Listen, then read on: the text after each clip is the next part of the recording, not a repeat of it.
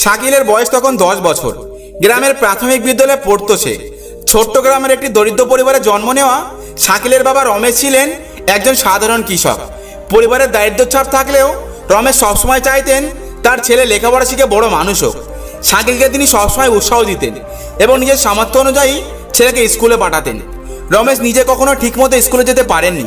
ছোটবেলায় তিনি বাবাকে হারিয়ে পরিবার চালানোর দায়িত্ব কাঁধে তুলে নেন।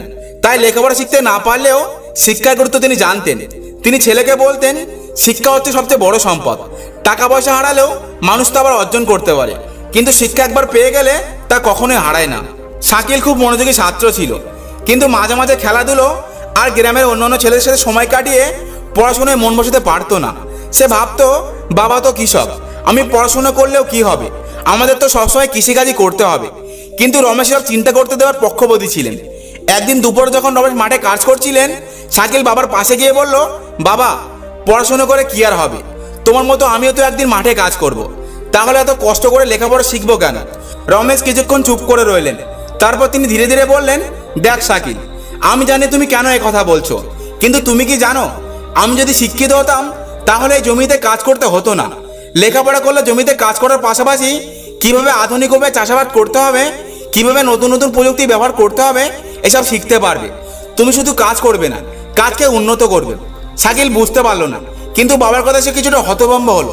রমেশের পর একটি পুরনো কাহিনী বললেন, যা শাকিলকে গভীরভাবে প্রভাবিত করলো।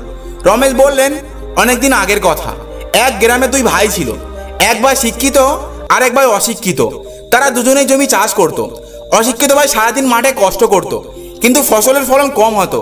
আর শিক্ষিত ভাই আধুনিক পদ্ধতিতে চাষ করত, যার ফলে তার জমিতে অনেক বেশি ফসল ফলতো। তাদের জমির পরিমাণ সমান ছিল, কিন্তু শিক্ষার কারণে একজন এগিয়ে গেল। কষ্ট করার পাশাপাশি জ্ঞান থাকলে কাজের ফলাফল অনেক ভালো হয়। শাকিল বাবার কথা শুনে এক নতুন প্রেরণা পেল। সে বুঝলো, কৃষক হওয়াটা দোষের কিছু নয়, কিন্তু শিক্ষিত কৃষক হলে তিনি নিজের কাজকে আরো ভালোভাবে করতে পারবেন। এরপর থেকে শাকিল পড়াশোনার প্রতি আগ্রহী উঠল। প্রতিদিন স্কুলের পর সে বাবার সাথে জমিতে যেত আর পড়াশোনায় মন দিয়ে করত। সময়ের সাথে সাথে সে ভালো ফল করতে শুরু করলো। গ্রামের সবাই অবাক হয়ে দেখলো শাকিলের পরিবর্তন। কিছু বছর পর শাকিল উচ্চ বিদ্যালয়ে ভর্তি হলো। তার ফলাফল ছিল চমৎকার, তাই সে শহরের এক ভালো কলেজে পড়ার সুযোগ পেল।